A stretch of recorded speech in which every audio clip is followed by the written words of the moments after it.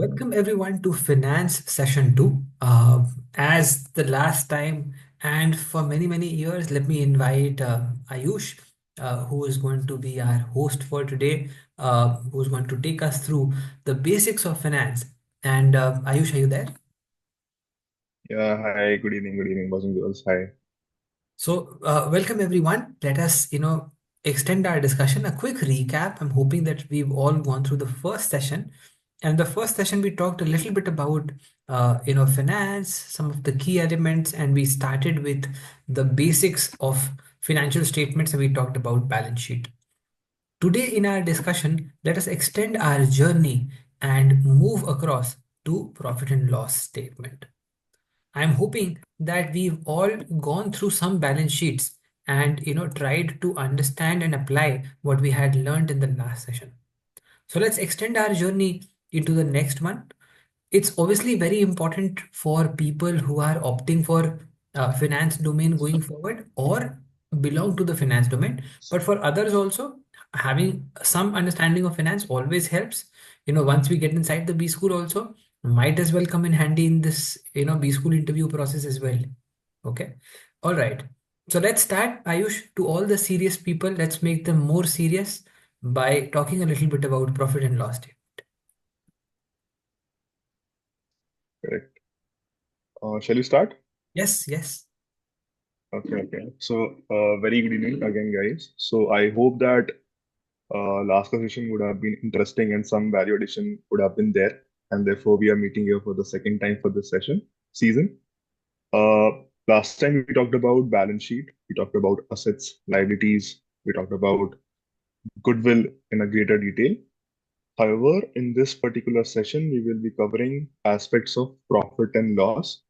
Basically पैसे आते कहाँ से हैं किसी भी कंपनी में और पैसे जाते कहाँ हैं और फाइनल जो बच जाता है whatever income minus all the expenses we incur we get a profit, right? So there are some key elements which we have to understand before during the process we dive into the profit and loss statement.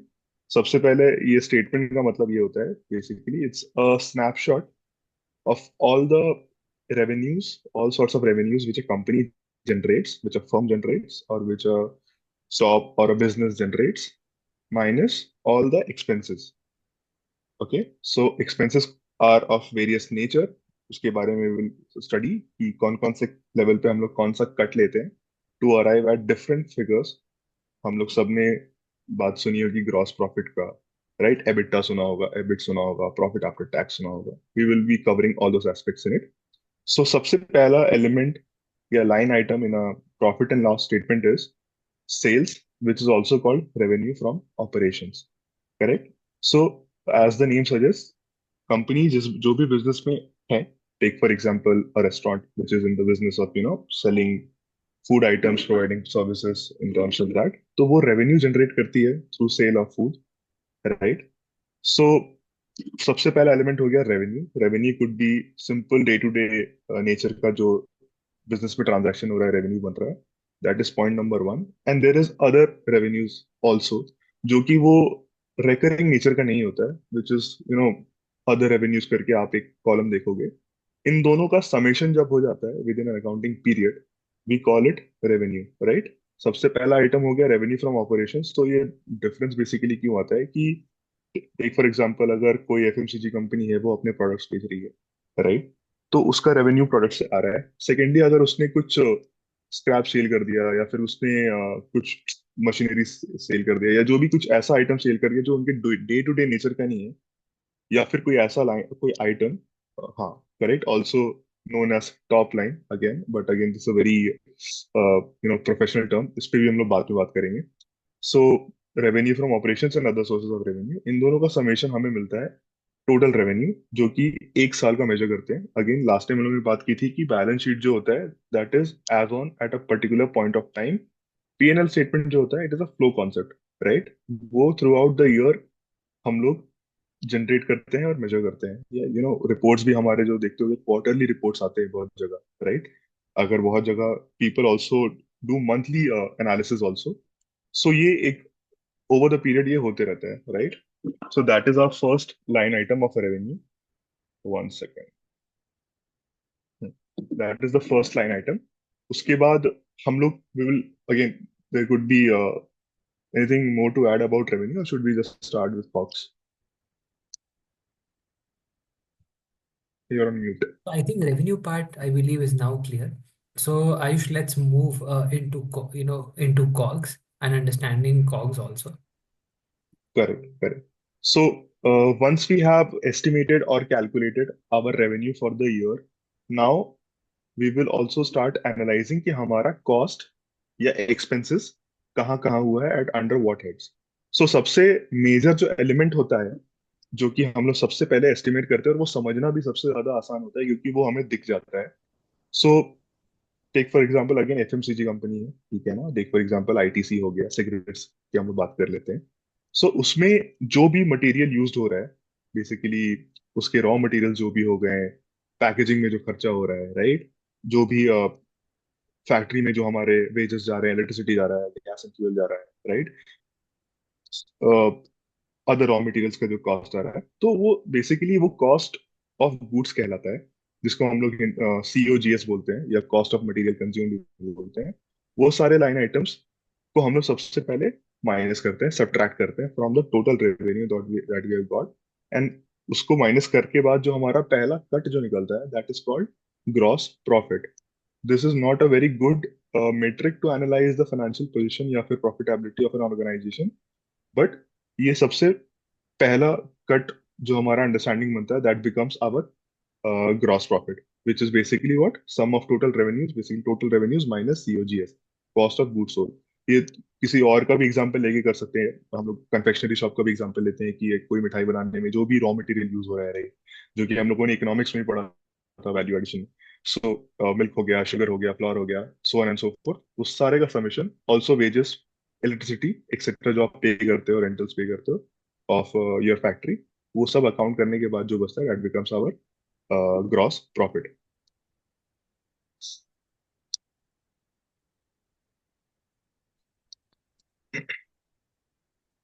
Remove it or Yeah. So I think I believe that everything till so far is absolutely clear.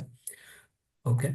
So, yes, Ayush. So let's then move forward. So I am hoping that everybody is clear with the profit and loss statement. So एक बार मैं quickly सब लोगों के लिए let me quickly summarize. Let me summarize in terms of as to how the flow works. Okay. सबसे पहले मैं बहुत बेसिक टर्म्स में बताता हूँ कि आपका सबसे पहले सेल्स आ जाता है, ठीक है? सेल्स, तुम्हारे सेल्स में से फॉर एग्जांपल अगर हम देखें तो आपका ग्रॉस सेल्स होता है. ग्रॉस सेल्स में से अगर फॉर एग्जांपल लेट्स से हम रिटर्न्स एटसेट्रा एटसेट्रा हटा देते हैं तो फिर वहां से अपना नेट सेल्स आ जाता है. नेट सेल्स में से जब हम सीओजीएस, सीओजीएस क्या होता है? Cost of good sold. कोई भी प्रोडक्ट बनाने में जो लागत है, जो आपके इनपुट्स हैं, वो आपके कॉस्ट ऑफ गुड सोल्ड हो जाते हैं. करेक्ट. तो वो आपका एलिमेंट, जैसे फॉर एग्जांपल मैन पावर हो गया, आपका फैक्ट्री कॉस्ट हो गया, right? All of that becomes your COGS, which is cost of good sold. Cost of good sold जैसे आप नेट सेल्स में से सब्ट्रैक्ट करते हो, तो जो आपको मिलता है वो आपको मिल जाता है आपका ग्रॉस प्रॉफिट, ठीक है? या फिर आप यूं कहो कि आपके इफेक्टिवली तुम्हारे ग्रॉस प्रॉफिट. ग्रॉस प्रॉफिट में से फिर हम सब्ट्रैक्ट करते हैं ऑपरेटिंग एक्सपेंसेस. ऑपरेटिंग एक्सपेंसेस क्या होते हैं? जैसे मान लो फॉर एग्जांपल मैंने प्रोडक्ट बना लिया तो प्रोडक्ट सेल नहीं होने लग जाएगा. Correct. I might have to incur expenses of sales staff. I might have to do marketing. I might have to open a few offices, etc etc. All those are operating expenses. तो जब gross profit में से operating expenses subtract कर देते हैं तब हमारा आ जाता है ऑपरेटिंग प्रॉफिट. ठीक है. ऑपरेटिंग प्रॉफिट आ गया. ऑपरेटिंग प्रॉफिट को ही शार्क टैंक की भाषा में एबिटा भी बोलते हैं. सुना होगा तुमने एबिटा, शार्क टैंक में सुना है? हाँ. शार्क शार्क टैंक की भाषा में उसको बोलते हैं एबिटा. ठीक. ऑपरेटिंग प्रॉफिट सुन के कितना अच्छा लगता है, एकदम हार्मलेस. और वैसे ही खतरनाक टर्म आ जाता है एबिटा. अब ये एबिटा का क्या चक्कर है? एबिटा, जब मैंने पहली बार when I was working with Bharti Airtel, ठीक है, तो मैं टाउन हॉल में था, ठीक है. मैं टाउन हॉल एक्चुअली इसीलिए गया था क्योंकि टाउन हॉल में वहाँ पे मिलती थी मिठाई, मतलब कुछ खाने पीने के लिए मिलता था। इसी चक्कर में टाउन हॉल हम पहुंच गए कि अरे भाई कुछ खाने को मिलेगा। तो गए टाउन हॉल में। टाउन हॉल में मैंने देखा कि जो सीईओ हैं वो बता रहे हैं कि एबिटा। अब मैं सोच रहा हूँ यार एबिटा क्या होता है। ठीक है, और मैक्सिमम लोग वहां पे जो थे वो मेरे टाइप के ही थे, वो कुछ नहीं पता। वो एबिटा बता रहे हैं, इधर लोग खाने में बिजी हैं, कोई आइडिया नहीं। ठीक है, लेकिन उसके बाद सोचा था कि यार अगर for example let's say B school जाने का मौका मिलेगा तो जरूर समझूंगा कि ये बिट्टा होता क्या है। मैं तो बी स्कूल जाके समझा, लेकिन congratulations and kudos to you all कि आपको पहले ही समझने का मौका मिल गया। तो earning before interest taxes depreciation, आपका डिप्रीसिएशन एंड अमोर्टाइजेशन।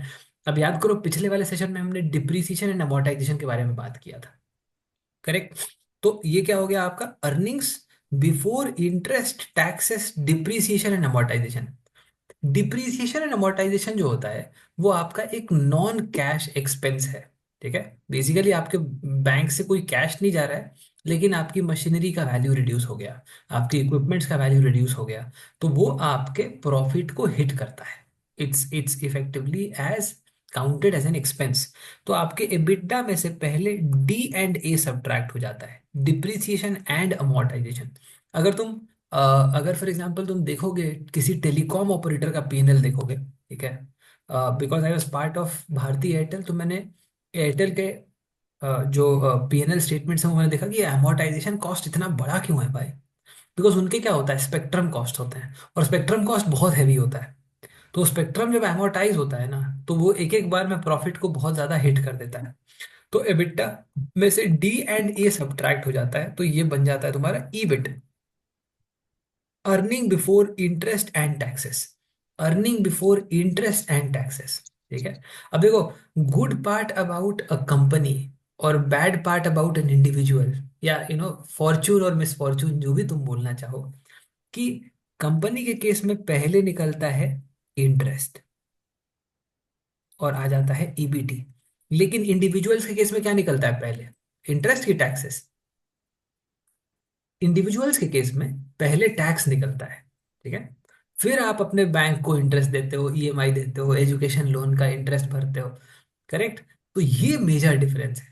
ठीक है, when you actually think about why, for example let's से अ salaried class versus let's say a business class, क्या डिफरेंस है वहां पे? सीधा सीधा पहले इंटरेस्ट जाता है, टैक्स, अगर प्रॉफिट बचेगा तो टैक्स, नहीं तो नो टैक्स। तो देखो, ईबीआईटी में से आई निकाल दिया तो बन गया ईबीटी। अब ईबीटी जो है वो तुम्हारा हो गया अर्निंग बिफोर टैक्सेस।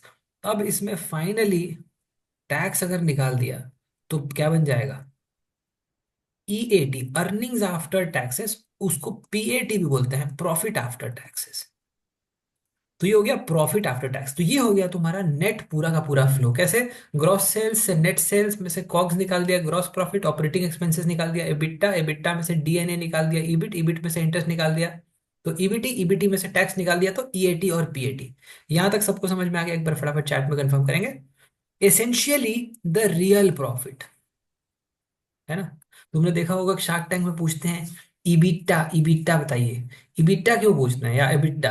एबिटा इसलिए पूछते हैं क्योंकि रियल, अगर रियल प्रॉफिट पूछेंगे और कहीं जो पार्टिसिपेंट है उसने भी अगर शार्क से रियल प्रॉफिट पूछ लिया तो दिक्कत हो जाएगी, क्योंकि रियली प्रॉफिटेबल तो कोई है ही नहीं।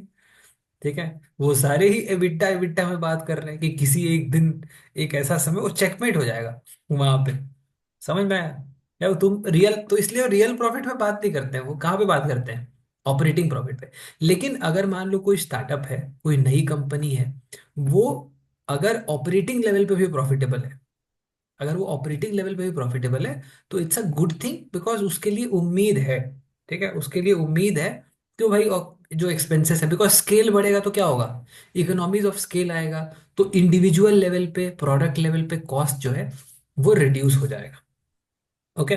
Dhananjay, net sales and gross sales के बीच में बहुत सारी चीजें होती हैं, रिटर्न्स होते हैं। ठीक है, फॉर एग्जांपल जैसे रिटर्न्स वगैरह हो गए, उस टाइप के आपके जो एलिमेंट्स हैं वो हटा देते हैं, तो नेट सेल्स पे आ जाता है। ठीक है, तो gross sales minus net sales हो गया। ठीक है, शार्क टैंक 101 यहाँ पे चल रहा है अपना। ठीक है, यहाँ राइट।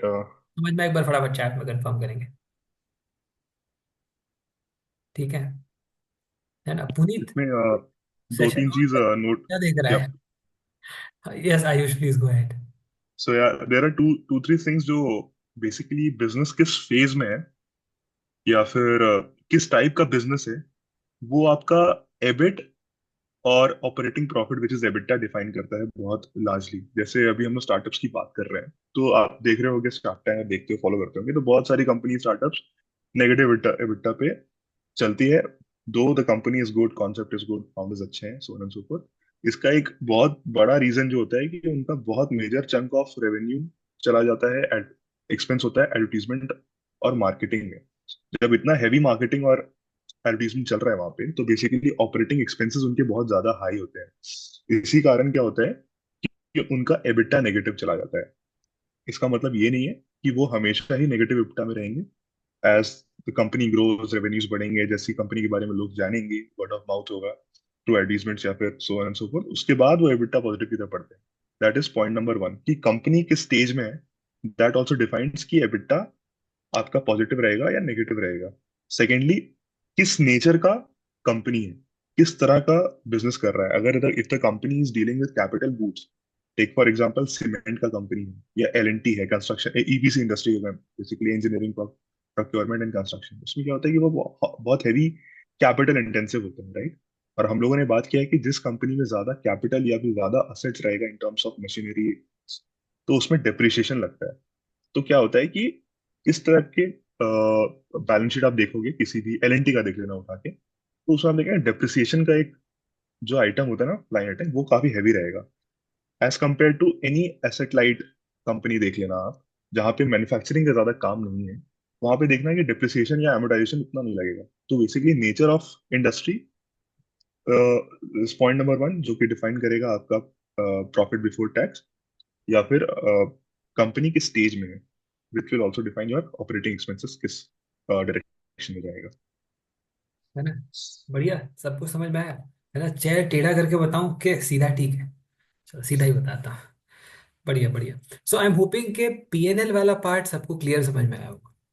है ना? सो ऑब्वियसली आशुतोष, अगर एसेट लाइट कंपनी है तो उसके इसमें डिप्रिसिएशन कम होगा, एसेट हैवी कंपनी है तो उसके इसमें डिप्रिसिएशन तुम्हारा ज्यादा हो जाएगा।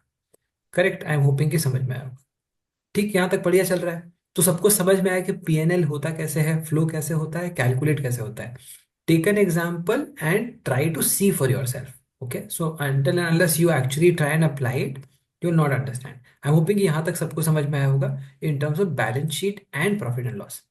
अब बात करते हैं एक और इम्पॉर्टेंट स्टेटमेंट की, जो जिसके बारे में हमें समझना जरूरी है, which is also known as the cash flow statement. So Ayush, how would you go about explaining cash flows? Good, very interesting and थोड़ा टफ हो जाता है इसको समझना। बेसिकली सबसे पहला इसका ड्रॉबैक ये होता है कि ये सबसे लास्ट में, ये टॉपिक ही सबसे लास्ट में आता है, जब बच्चों का मोराल या तो डाउन हो जाता है या फिर उतना ज्यादा, मतलब basically this is something which is tricky, जो समझना समझाना दोनों है। बट बेसिकली इसमें क्या होता है ना कि it is simply a statement which talks about inflow and outflow of cash and cash equivalents। ठीक है, अल्टीमेटली हम लोग काम किस में कर रहे हैं? कैश में। कैश का मतलब वो बिल्कुल नगद मत समझ लेना, but again whatever, cash, bank transfers, जो भी आपका जो मेजरली डीलिंग होता है, वो कैश में हो रहा है, राइट। तो ये समझना बहुत ज्यादा जरूरी होता है कि हमारा कैश कैश किस तरह से अंदर आ रहा है बिजनेस में और कहाँ कहाँ जा रहा है। सो इसको डिफाइन करने के या समझने के लिए तीन वे में हम लोग कैश फ्लो स्टेटमेंट एनालाइज करते हैं। Not exactly three ways, but there are three pillars जिसपे हम कैश फ्लो देखते हैं। सबसे पहला हो गया cash flow from operating activities, second हो गया cash flow from investing activities, and third हो गया cash flow from financing activities. So operating activities के बारे में अगर हम लोग बात करते हैं, तो उसमें सबसे पहला आ जाता है जो बेसिकली सेल्फ एक्सप्लेनेटरी है, कि बिजनेस के ऑपरेशंस से जो भी कैश अंदर आ रहा है, इनफ्लो हो रहा है या फिर आउटफ्लो हो रहा है, ये सारा जब मैथ्स हम लोग करेंगे, that is basically talking about cash flow from operating activities. Sales हुआ, रेवेन्यू जनरेट हुआ, कैश अंदर आया, राइट। डेप्रिसिएशन एक नॉन कैश एक्सपेंस है, हम लोग हमेशा बात कर रहे थे। इसमें क्या होता है कि we add back the depreciation, because that is हमारा कैश कहीं नहीं फ्लो कर रहा है, right. Again if you talk about cash flow from investing activities, company कहाँ कहाँ पैसा इन्वेस्ट करती है, इन्वेस्ट का मतलब यही नहीं हो रहा है कि वो कहीं शेयर खरीद ले रही है, इसका मतलब ये भी हो रहा है कि वो जो असेट खरीदती है, जो मशीनरी खरीदती है, प्लांट्स खरीदती है, that is a type of investment that they are doing for the company, जिसमें एक major chunk of cash outflow होता है, राइट। एंड मेजरली ये थोड़ा नेगेटिव कैश आइटम होता है, बिकॉज अगर आप फर्नीचर खरीद रहे हो, मशीनरी खरीद रहे हो, बिल्डिंग खरीद रहे हो, तो उससे पैसे जा रहे हैं। अगर आपका cash flow from investing actives positive है, इसका मतलब ये हो रहा है कि आप एसेट डिस्पोज कर रहे हो, आप बेच रहे हो और आप उससे पैसे ले रहे हो, which is not a good sign for a company. And lastly हो गया cash flow from financing activities. इसका मतलब ये हो गया कि company also need finance, right, external finance in terms of loans, borrowings, issue of shares. तो इससे अगर पैसे जनरेट हो रहे हैं, तो ये आपका हो गया cash flow for from financing activities.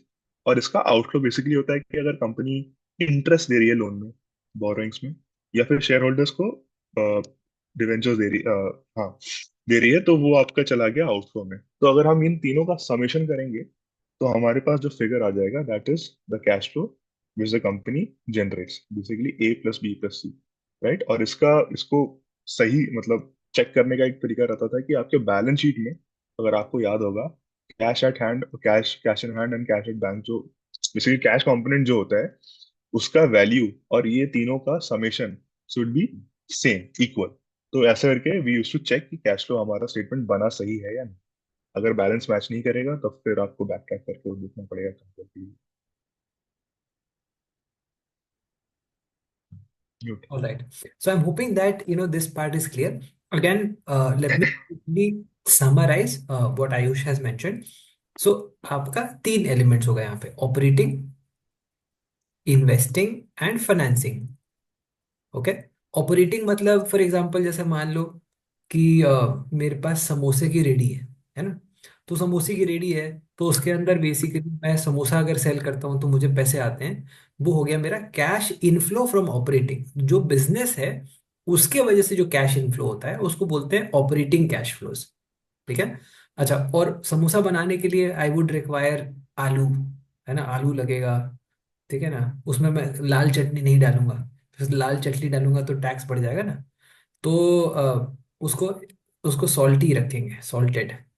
आलू लगेगा तो फिर ये आपके कैश आउटफ्लोज होंगे, है ना, from operating. So cash inflows and outflows from operations हो गया।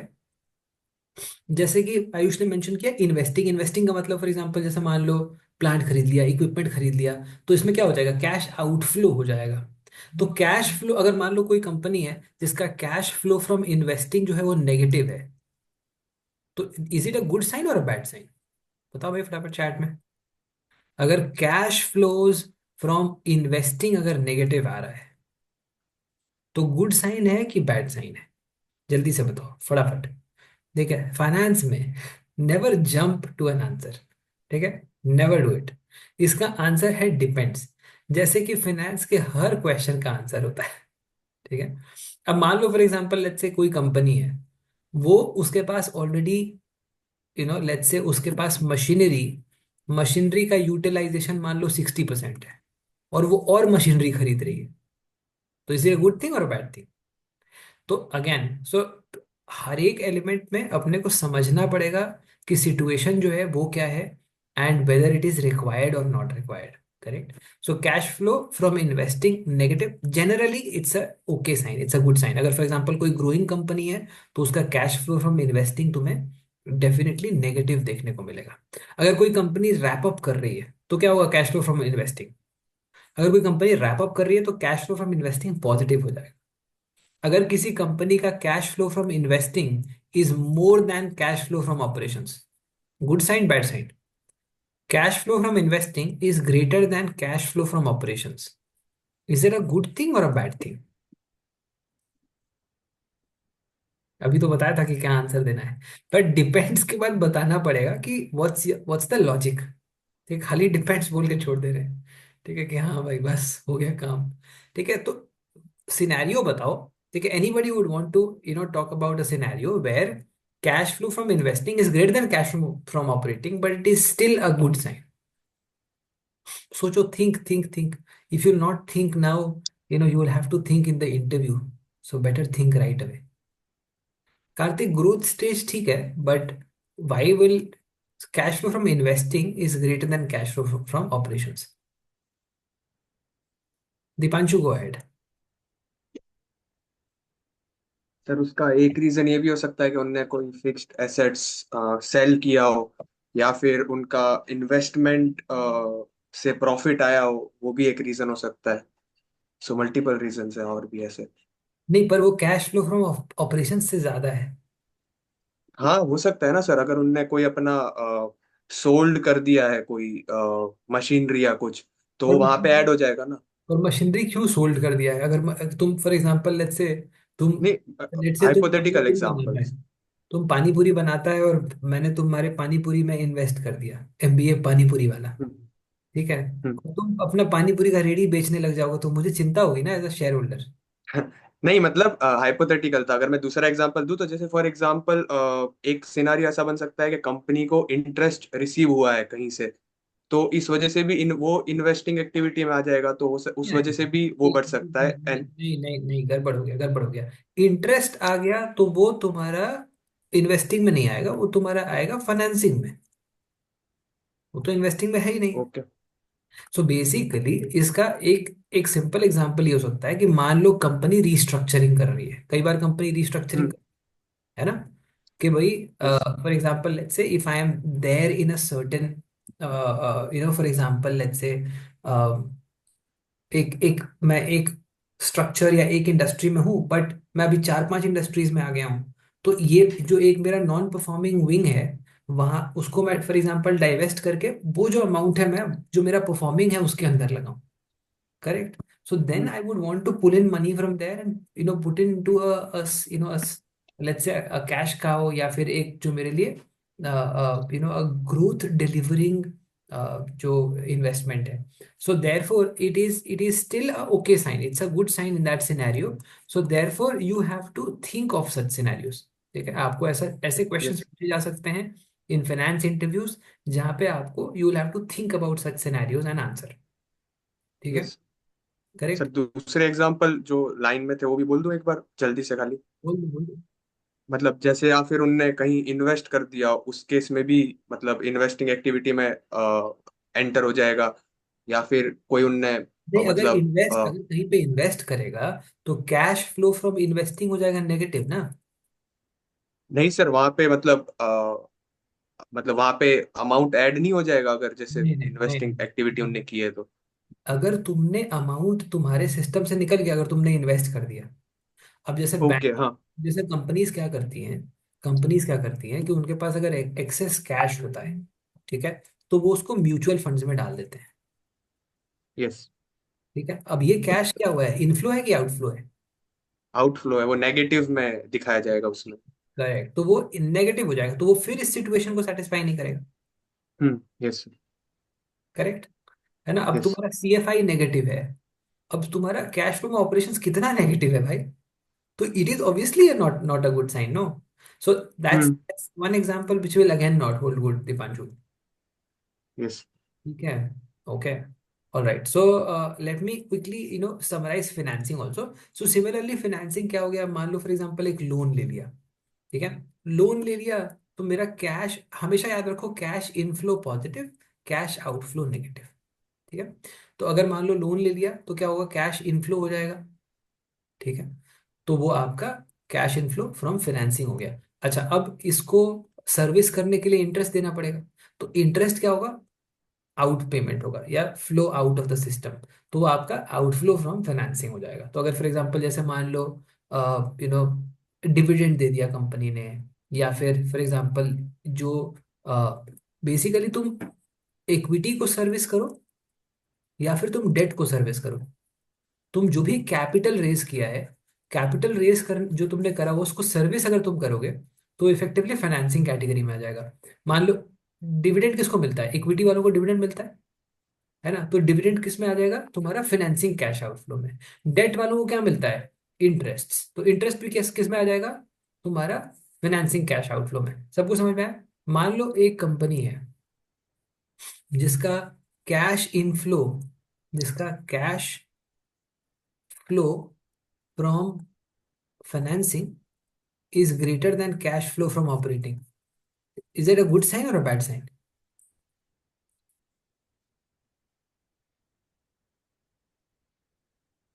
Okay, let me take Gurleen's point also. No, Gurleen, go ahead. Yes, sir. Yeah, Gurleen, go So ahead. I'm saying if the company is spending to buy intangible assets like patents, so it is still an outflow, but then it should be considered as investing, right? So basically, so yeah, so that is again an example. So you are given an example of this case, right? Yes. ठीक है, ठीक है.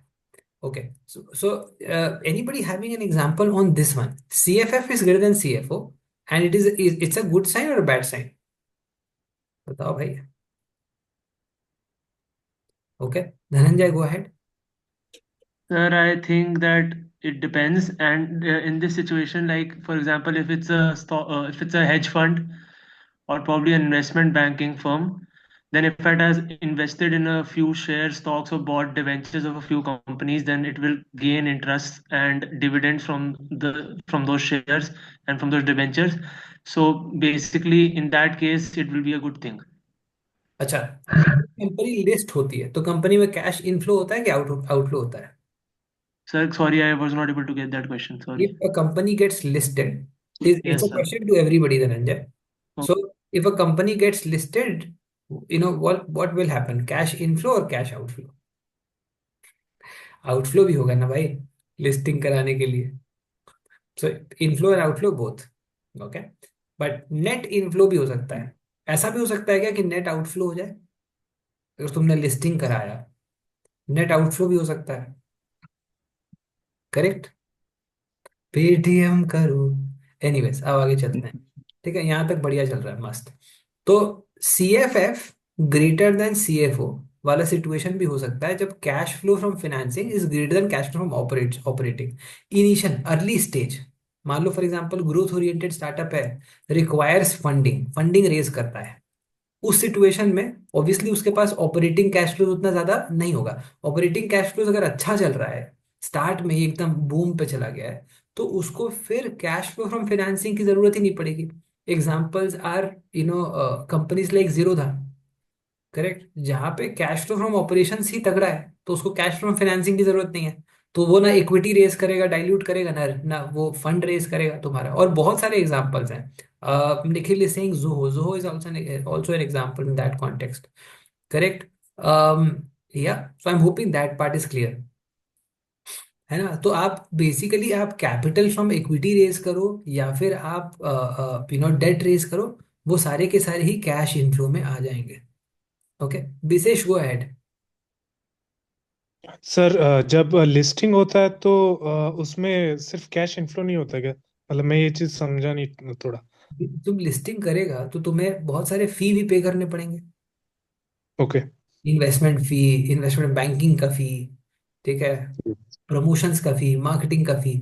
बहुत सारे लोग hoarding लगवा देते हैं कि आईपीओ आने वाला है, डेट. करेक्ट. आपने होर्डिंग्स देखे हैं? आईपीओ के होर्डिंग्स आते हैं तो उसकी भी यस. कॉस्टिंग आती है. So that is also cash outflow, no Vishesh? हाँ, correct correct sir. Yes. News ads में आता है. तुम्हें क्या लगता है जी न्यूज, बिजनेस न्यूज वाले ऐसे ही बता रहे हैं आईपीओ के बारे में? They've been हाँ, वो paid भी. to do it. Yes sir. So all of that is there. Yeah. Yes. Ayush, is there anything that we are missing out on the entire cash flow thing? Yeah, हमने बढ़िया कर दिया है. What's your view? I think overall looks a good picture, but once you start, सबसे complicated जो होता है वो cash flow from operating activities को एस्टिमेट करना होता है.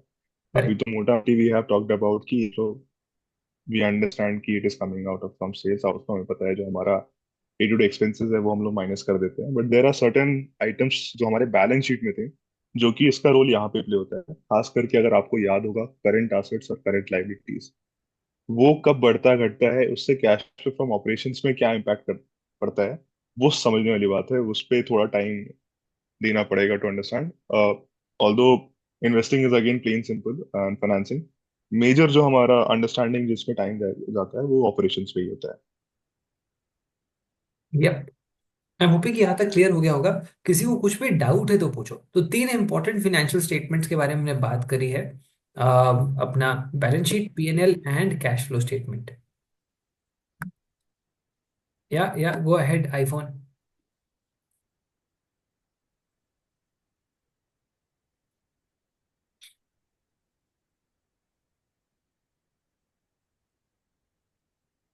iPhone, please go ahead. Am I audible now, sir? Yes, iPhone.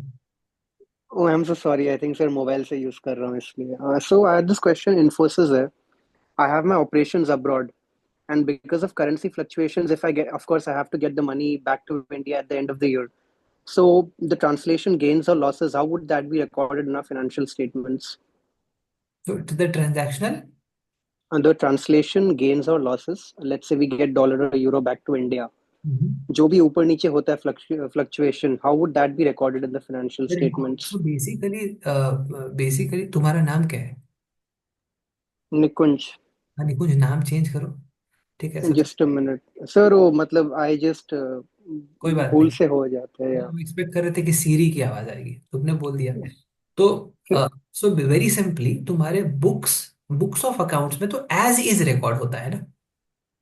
तो करेंसी फ्लक्चुएशन चाहे जो भी हो, इफेक्टिवली तुम्हारा नेट नेट जो तुम्हारा रियलाइजेशन है वही तुम बुक्स ऑफ अकाउंट्स में रियलाइज कर लेते हो. ठीक सर है. अंडर विच हेडिंग, कौन से हेड के अंदर जाएगा कंपनी स्टेटमेंट्स में?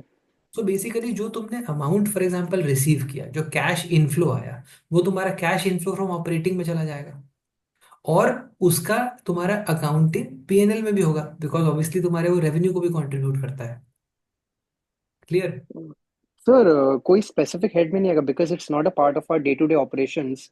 ये ओके. तो आपका फ्लक्चुएशन है. सो मतलब I may be wrong here नहीं नहीं बट नहीं, डोंट. अगर फ्लक्चुएशन तुम्हारे ऑपरेटिंग एक्टिविटी में है तो ओके. वो ऑपरेशन में ही जाएगा ना. अब जैसे मान लो तुम समोसा बेचा, उतना ओके. कॉम्प्लिकेट मत करो, सिंपल समझो. ठीक है, ओके. तुम समोसा बेचता है मान लो निकुंज. ओके. तुम 5 रुपए का समोसा बेचता है, किसी दिन किसी ने बोला कि भाई आज मेरे पास पैसे ज्यादा है नहीं, तुमने 4.5 ले लिया. तो भी 0.5 का डिविएशन कहाँ मैप करने जाओगे? ओके. सिंपल सिचुएशन है ना, वैसा ही सिनारियो है. Okay sir. Correct. And sir balance sheet पे कोई इसका इफेक्ट पड़ेगा?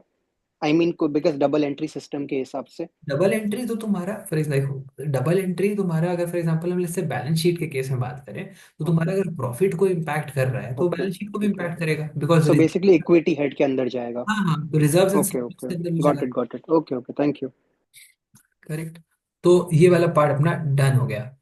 एनीथिंग एल्स यहाँ तक बताओ, ये इंपॉर्टेंट एलिमेंट्स हैं. Ayush, would you want them to think about some situation और some scenario and how that scenario impacts the financial statements? Correct.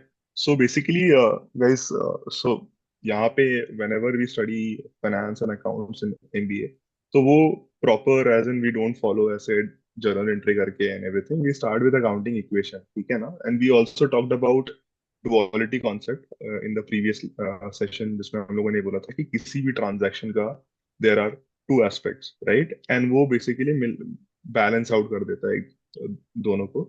So there could be some scenarios जो तुम्हें देंगे in term in interviews या फिर even if you start studying finance in your MBA sessions. So take for example, अगर हम लोग ये लेते हैं कि purchase machinery for 5 lakh rupees, तो उसका they will ask you कि what is the impact on the P&L and balance sheet. सो उस पे हम लोग सबसे पहले देखते हैं कि वो क्या क्या, वो किस नेचर का ट्रांजैक्शन है. तो मशीनरी आ रहा है विच इज हमारा एसेट बढ़ रहा है बाई 5 लाख रुपीज, हमारा asset will increase by 5 lakhs. And if you are paying in cash या बैंक, तो फिर हमारा कैश से माइनस हो जाएगा 5 lakh. Net net effect zero हो रहा है. अगर हम लोग इन क्रेडिट लेते हैं तो हमारा पेएबल सेक्शन बढ़ जाएगा, बेसिकली हमारा क्रेडिटर्स बढ़ जाएंगे. तो हमारा एसेट साइड से भी 5 लाख रुपीज बढ़ गया, हमारा लाइबिलिटी साइड से भी 5 लाख रुपीज बढ़ गया. तो इस वे में भी वो कैंसल आउट या फिर बैलेंस आउट हो जा रहा है. So there could be multiple scenarios या सिचुएशन जो तुम्हें मतलब ड्यूरिंग एन इंटरव्यू जरूर पूछ सकते हैं कि वो कोई एक स्टेटमेंट दे देंगे, राइट? मतलब basically purchase goods on credit, ठीक है ना, उसका क्या इम्पैक्ट होगा, या फिर एडवर्टीजमेंट एक्सपेंडिचर का क्या इम्पैक्ट होगा. There is a method to write off advertisement expenditure also, क्योंकि बिजनेसेस का जो एक्सपेंसेस होता है वो स्पेशली इन एडवर्टीजमेंट मार्केटिंग बहुत हैवी होता है, राइट? एंड वो कभी कभी सिर्फ एक अकाउंटिंग ईयर में हम लोग राइट ऑफ नहीं करते हैं. तो उसको भी राइट ऑफ करने के लिए भी right it of in multiple years, क्योंकि ये माना जाता है कि तुम जब एडवर्टीजमेंट कॉस्ट इनकर करते हो तो उसका जो वैल्यू रियलाइजेशन होता है, it is realise over a period of time, and that's how we write it off across in various years depending on the, again जो तुम कॉन्सेप्ट और बेसिकली जो assumption लेके चलते हो. Accounting is everything based on assumptions and principles, जो कि हम लोगों ने थोड़ा बहुत कवर किया था. So again some statements they will give and ask you to analyze the impact on it. Take for example started business with some capital amount. Suppose जैसे बहुत एक लास्ट सेशन में भी क्वेश्चन आया था कि अगर मैं पैसे लगा रहा हूँ तो how am I different from the business. तो उसमें हम लोगों ने एक अकाउंटिंग एंटिटी की बात की थी. तो अगर हम लोग बिजनेस स्टार्ट करते हैं सपोज 5 लाख रुपीज से, तो अगेन हमारा कैपिटल बढ़ जाता है, राइट. तो हमारा लाइबिलिटी बढ़ गया एंड हमारा एसेट साइड से कैश आ जाता है बिजनेस में, तो अगेन एसेट बढ़ गया. तो that's how we balance out. Multiple examples can be thought of.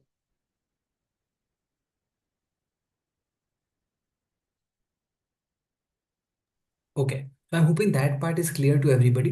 एक और, so basis what Ayush has also mentioned, I am hoping that we are all clear in terms of how. So let's take a very simple example. Okay, let us say that we bought an equipment. Okay, we bought an equipment, let's say worth $100, $100, and we have taken a loan of $50 payable at 10% interest rate annually, and rest we have paid in cash. Okay, so $50 in cash, $50 in loan, 10% interest annually, and the equipment has been bought at $100. So what we should all do as a parting exercise for the session today is to understand how is this going to impact all the three statements. How is it going to impact the balance sheet? How is it going to impact P&L? And how is it going to impact the cash flow statement? Let us all take 30 seconds to a minute, think about it, and then let us discuss this.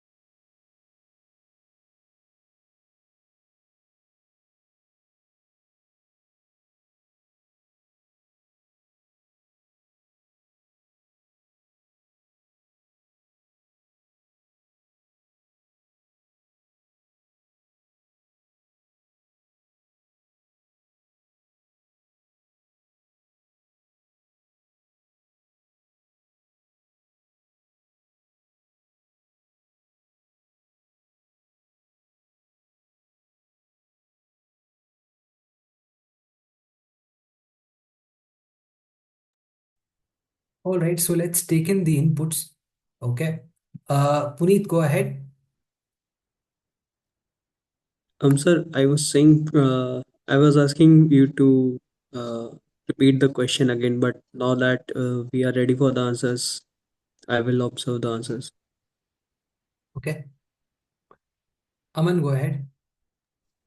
Initially equipment यदि हम लोग ले रहे हैं तो asset में equipment बढ़ेगा $100 से, और लोन जो कैश है, कैश इन हैंड से डायरेक्टली कट जाएगा $50, और जो लोन है वो आ जाएगा लाइबिलिटी साइड में $50. Okay. अब यहाँ से इंटरेस्ट वाला चीज़ है वो डिपेंड करता है थोड़े सिनेरियोज पे कि हम लोग इंटरेस्ट पे कर दे रहे हैं कि हम लोग का एक्यूमुलेट हो रहा है. यदि हम लोग का इंटरेस्ट एक्यूमुलेट हो रहा है तो लाइबिलिटी साइड में एक्यूमुलेटेड इंटरेस्ट आ जाएगा. यदि हम लोग पे कर दे रहे हैं तो कैश इन हैंड से कट जाएगा और पीएलएनएल में डेबिट हो जाएगा. उसमें इंटरेस्ट के हिसाब में, मतलब होता है ना इंटरेस्ट पेबल के हिसाब से। ओके और यदि फिर हम लोग लोन भी, मतलब हम लोग सिर्फ इंटरेस्ट पे कर रहे हैं, यदि हम लोग के उसमें कंडीशंस में ये है कि हम लोग लोन भी एक पार्ट ऑफ लोन भी पे कर देते हैं, तो वो भी part of loan cash in hand से कट जाएगा, और लोन का जो अमाउंट है, इनिशियल जो अमाउंट है, उससे कट जाएगा। Okay all right anybody else Dhananjay go ahead Sir, I agree with the balance sheet part and P&L statement part. I can add on to the cash flow statement part. Go ahead I think sir, cash flow from finance के अंदर loan हमने लिया है तो हमारे पास cash inflow आएगा $50 का, and then a cash flow from operations, we have given away cash in hand, so $50 will be outflowed from there. Okay so ये कैश फ्लो ऑपरेटिंग होगा uh, जी sir. Okay all right And that is incorrect but anyways keep going Dhananjay okay, so then cash flow from investment we will have sorry यहाँ पे आएगा sir, cash outflow के अंदर आएगा $50 क्योंकि purchase of plants and equipment होगा. And equipment का sir समझ नहीं आ रहा. okay no problem Harbans go ahead Yes, sir. Good evening. So yeah yes, sir. Plant and machine अगर हम इक्विपमेंट खरीदेंगे तो इन्वेस्टिंग से कैश अमाउंट रिड्यूस हो जाएगा $50. सॉरी, हाँ, $50 रिड्यूस होगा कैश में से. एंड हम इसमें डेप्रिसिएशन अकॉर्ड नहीं करेंगे किसी भी तरीके से. That's it. okay all right okay all right Ayush would you want to help us understand as to how do we take it into account Yeah, well, firstly, a good attempt, guys. So first of all, talking about balance sheet and P&L, तो equipment या machinery आई है तो $100 से वो हमारा बढ़ जाएगा. Again we are paying partly by cash and partly we are taking loan, correct. यानी $50 will be deducted from our cash in hand, and हमारा loan as a separate head या फिर ऑलरेडी एग्जिस्टिंग हेड में आ जाएगा loan as 50. तो that's how it is getting balanced out. ठीक है. सो मोटा मोटा क्या हुआ, $100 का हमारा मशीनरी आ गया, 50 माइनस हो गया इधर से एज कैश के रूप में, that is an outflow, and again हमारा लोन बन के आ जा रहा है वहाँ पे as a $50. Interest loan, suppose again two scenarios, right. So हम लोग अगर बात करते हैं कि we are honouring the loan, या फिर हम लोग जो रीपे कर रहे हैं, so which is 10% of 50, suppose $5, तो $5 का हम लोग कैश आउटफ्लो कर रहे हैं हमारा. तो $5 will be subtracted from again cash, and again हमारा रिजर्व्स एंड सरप्लस या प्रॉफिट से हमारा $5 at the end of the year minus हो जाएगा. So that's how we treat it in P&L and balance sheet. Regarding हाँ, correct. So cash again cash flow में will always take account कि हमारा cash inflow outflow कैसा हो रहा है. तो बेसिकली वी आर इम्पैक्टिंग जो हमारे जो स्टेटमेंट्स इम्पैक्ट हो रहे हैं, operating, investing and financing activities. So again like we said कि हम लोगों का आउटफ्लो बेसिकली कितना हो रहा है in terms of buying the asset, which is $50, correct. So वो हमारा इन्वेस्टिंग एक्टिविटीज में आ जाएगा, and again we are taking loan, right. तो loan would be again basically हम उसको फाइनेंस करके ला रहे हैं. सो वो उधर हमारा आई थिंक फाइनेंसिंग एक्टिविटीज में आ जाएगा correct $50 का. correct so I'm hoping that this is clear to you to add to Ayush's point so what Ayush has mentioned is primarily taking care of the entire 1 year जिस moment पे आप for example let's से ये transaction करते हो उस case में आपका बैलेंस शीट इम्पैक्ट हो जाएगा ठीक है बट क्योंकि इंटरेस्ट कुछ एक्यूमुलेट हुआ ही नहीं उस पॉइंट इन टाइम पे इंटरेस्ट देना नहीं है 10% एनुअल रेट है 1 साल जब जाएगा तब जाके वो इंटरेस्ट कॉस्ट लगेगा तो वो इंटरेस्ट कॉस्ट तो इस टाइप के क्वेश्चन में ये जरूर समझ लेना कि कब निकालना है 1 साल बाद निकालना है अभी निकालना है अगर अभी निकालना है तो तुम्हारा वो सिनेरियो चेंज हो जाएगा 6 महीने बाद निकालना है तो सिनेरियो चेंज हो जाएगा बिकॉज 6 मंथ्स में for 6 months equivalent he interest cost लगेगा पूरा कॉस्ट लगेगा नहीं correct so remember that part otherwise I'm hoping principally we are absolutely aligned and clear in terms of how are we going to take into account each of these elements okay I'm hoping that everything so far is clear all the people who are getting into finance interviews are or are going to say that they are getting into finance this bit is very important. So the first layer of preparation that you have to be absolutely clear of, if in case you are going to say finance, okay, that is, these three statements. In the next session, we are going to talk about another interesting and important element. So in this series, the first lesson which we do, which, between the first and the second sessions, is your financial statements. Then we'll get into ratios, and then after ratios we will then get into the financial structure or the banking. So banking and financial structures, and after that we will then get into markets and valuation. Okay, so that is how the flow of preparation will go, and this will also take care of effectively term 1 or term 2 that you will be studying inside your B schools. Okay, Atharva Singh की marketing वालों को भी ये पूछेंगे क्या? अब वो finance बोल देगा तो पूछ लेंगे, उनको क्या है, को मजा आता है फाइनेंस पूछने में। ओके, तन्मय सिंह की ये सेशंस कब तक ओवर हो जाएंगे? अभी 12:01 हो रहा है, 12:05 तक है ना। आगे चलते, ओके, क्वेश्चन ले लेते हैं। सबील गो अहेड। तन बोल रहा है ये नहीं सारे sessions. Tanmay, entirely depends on the people, ठीक है। इफ यू, अब जैसे ये वाला जो ग्रुप है वो बहुत ही अमेजिंग ग्रुप है। हम हर सीजन बोलते हैं ऐसा, just kidding, but really amazing people. But Ayush, if you remember, this delivery we had taken 3 sessions in the last season. Correct. Correct. तो तीसरे पिछले वाले सीजन में it we had taken three sessions to actually cover this part. So entirely depends on people. If you're able to understand quickly, we can deliver quickly and get over with. Okay, all right, Sabil, go ahead. Sir, yes, sir. Hi, sir. Sir, I just had this doubt, sir. In this question you gave regarding this cash flow statement, sir, cash inflow is $50, that is the loan, and cash outflow is $50 that we will give from the cash flow. So that will come under cash flow from operations, right, sir? Or investing. It will come under investing, right? So the cash outflow, this cash outflow, तो basically देखो बहुत simple बात है। तुम्हारा यहाँ पे inflow कितना आ रहा है? Inflow $50, sir. इनफ्लो आ गया $50। अच्छा, इनफ्लो आ गया $50। इनफ्लो कौन से वाले में आएगा? फाइनेंसिंग में आएगा कि इन्वेस्टिंग में आएगा? सभी फाइनेंसिंग, सर। हाँ, फाइनेंसिंग, लोन ले रहे हैं, लोन ले रहे तो फाइनेंसिंग। लोन ले रहे हैं। $50 का फाइनेंसिंग आ गया। अच्छा, अब Okay. अपने पास अपना बाहर कितना जाएगा सिस्टम से? सिस्टम से सर कैश जा रहा है $50।